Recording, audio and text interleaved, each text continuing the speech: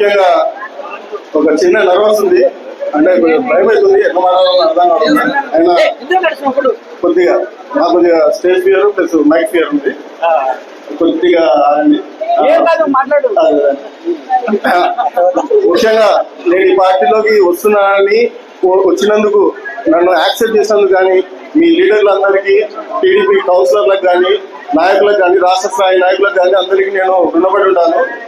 ఎందుకంటే ఈరోజు నేను ముఖ్యంగా మన రాష్ట్రంలో నారా చంద్రబాబు నాయుడు గారి తనయుడైనటువంటి లోకేష్ గారి నాయకత్వాన్ని చూస్తూ, అండ్ ఇక్కడ నంద్యాలలో మన ఎన్ఎండి ఫరూక్ గారి తనయుడైనటువంటి ఫిరోజ్ గారిని చూసి, కేవలం వీరిద్దరిని చూసి వీరి నాయకత్వంలో నా అడుగుజాడలు ఇప్పటి నుంచైనా పడాలనే కోరికతో ఈ పార్టీలోకి రావడం జరుగుతుంది.